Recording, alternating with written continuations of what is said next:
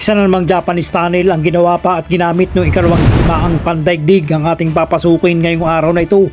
Ang nasabing tunnel ay matatagpuan sa isang magandang pasyalan dito nga sa tinaguriang summer capital ng Pilipinas. At ayon sa kwento, ang kasaysayan ng tunnel na ito ay inimbakan ng mga Japanese Army.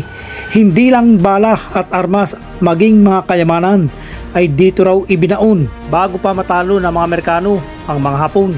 Pero may nakuha daw talagang kayamanan dyan. Yun po ang sinasabi.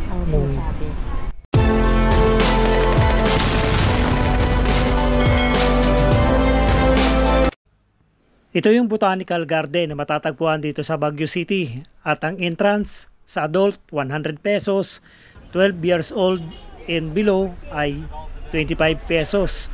Kung kayo ay senior citizen at saka PWD ay meron kayong 20% discount. So ito yung kanilang parking area. Kung meron kayong dalang sasakyan at maaga naman ang inyong punta at wala halos mga bisita, walang problema. Malapad itong parking area nila dito.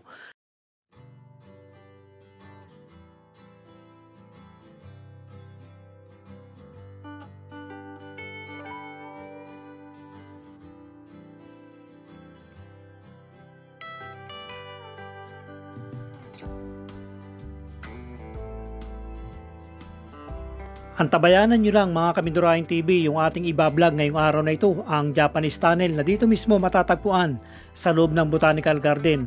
Bago nga natin puntahan yun ay iikutin muna natin itong Botanical para makita ninyo kung gaano kaganda ang Botanical Garden ngayon dito nga sa Baguio City.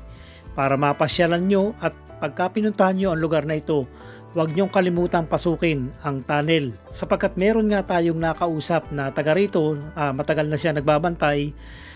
Hindi lang daw gamit ng Hapon o bala ang inimbak dito sa tunnel na ito, maging mga kayamanan. Ang hindi nga lang niya alam ay kung sino na ang nakakuha o nag-treasure dito mismo sa loob ng tunnel, yung tinatawag nilang Yamashita Treasure.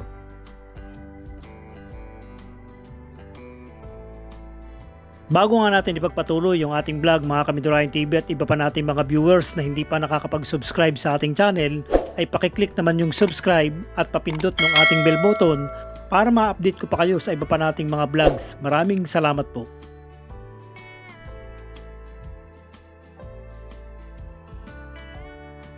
So mga Kamindurahin TV, ito na yung loob ng Botanical Garden. Matatandaan nung pinuntahan natin, huling punta natin dito is noong 2021. Bagong tanim pa lang yung mga ibang mga bulaklak dito kaya hindi magandang tingnan ng mga panahong yun. Pero ngayon makikita natin ang Botanical Garden, napakaganda na, napakalalaki na nung halaman. At talaga namang dinarayo ng marami nating mga kababayan kapag ka sila ay nagpupunta nga dito sa Baguio City. Huwag niyong kalimutang puntahan ito dahil ito nga ang isa sa pinakamagandang pasyalan dito sa Baguio City. Maraming iba't ibang kulay o iba't ibang uri ng bulaklak ang makikita ninyo sa loob. Bukod pa yung iba't ibang magandang tanawin. Konting kaalaman lang mga Kamindurahin TV, ang Botanical Garden o Botanic Garden ay isang hardin na may dokumentadong koleksyon ng mga buhay na halaman para sa layunin ng siyentipikong pananaliksik, konserbasyon at pagpapakita sa edukasyon. Ito ay kanilang batas bilang isang Botanical Garden na may mga halaman na may tatak na may kani-kanilang mga pangalan. Maaaring naglalaman ito ng mga dalubhasang koleksyon ng halaman tulad ng cactus at iba pang makakatas na halaman, mga halamang damo, mga halaman mula sa mga partikular na bahagi ng mundo. Maaaring ang mga glass house o shade house muli na may espesyal na koleksyon tulad ng mga tropical na halaman o alpine plants o iba pang kakaibang halaman na hindi tumutubo dito sa rehiyon. Hindi lang mga halaman at magagandang bulaklak ang makikita ninyo sa loob, maging ang mga ganitong spot ay meron din kayong makikita.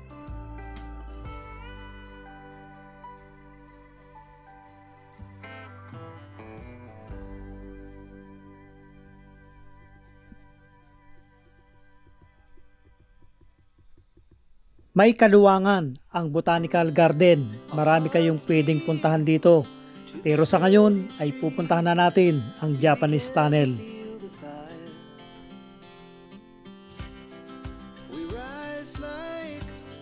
Tall buildings as the chemicals that take us higher.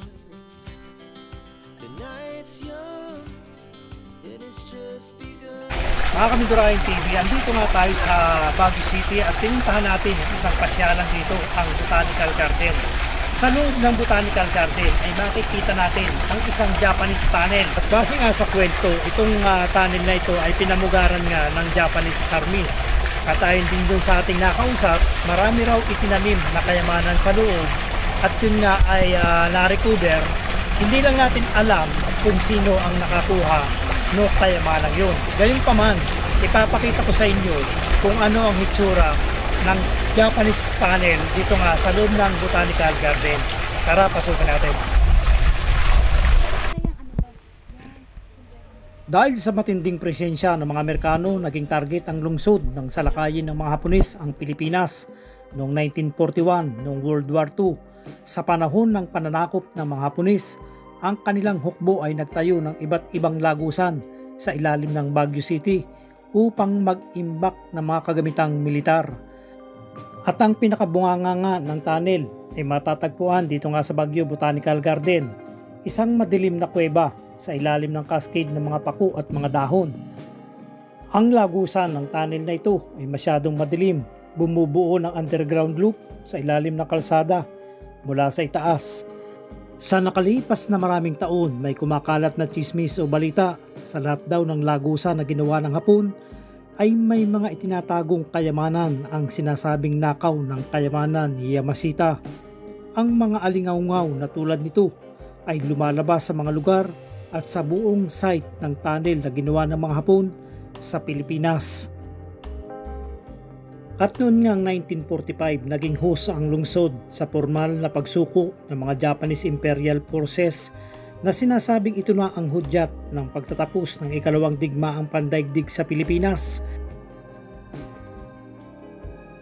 At dahil sa nangyari na maraming nababalita na ang mga Hapon ay maraming iniwan na kayamanan sa tunnel, ay ito na marahil ang nagpasigla sa marami nating mga kababayan ang pumasok sa treasure hunting, hindi lang dito sa Baguio, maging sa iba't ibang parte ng Pilipinas. At ayon nga mismo doon sa ating nakausap, matagal na raw siyang nagtatrabaho dito sa may Botanical Garden.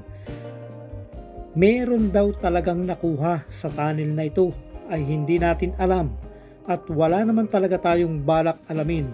Ang punto, sa dami ng ginawang tunnel ng Hapon ay merong iisang kwento, ang iniwang kayamanan ng mga Japanese Imperial Forces.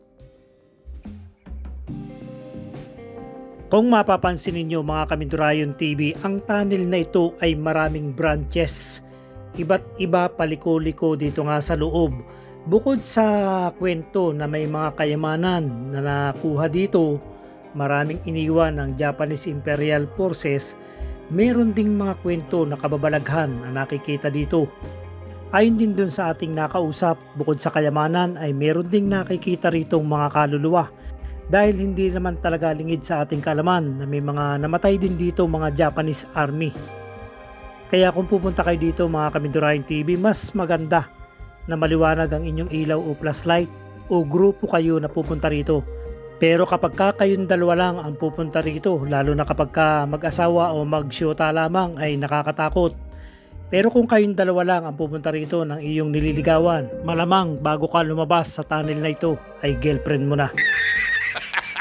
Dahil dito nga sa loob, bukod sa madilim na, ay nakakatakot pa.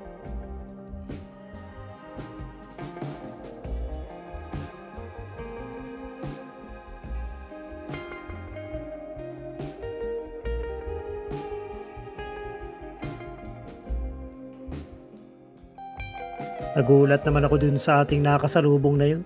May biglang sumulpot.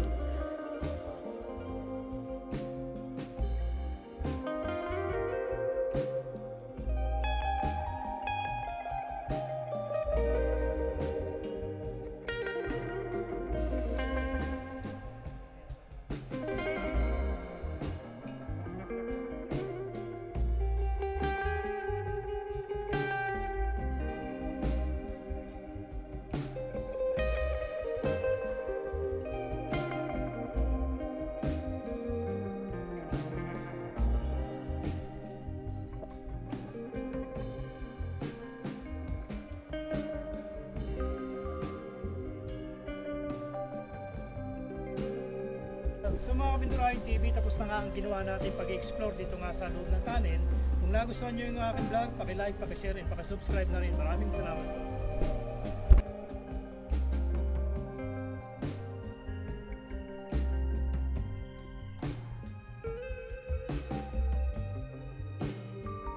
Ito yung mga senior citizen na makikita nyo dito nga sa labas ng Botanical Garden. Pwede kayong magpa-picture sa kanila. Basta babayaran nyo lang ng 20 pesos kada isa sa bawat senior. Tulong nyo na rin para sa kanila.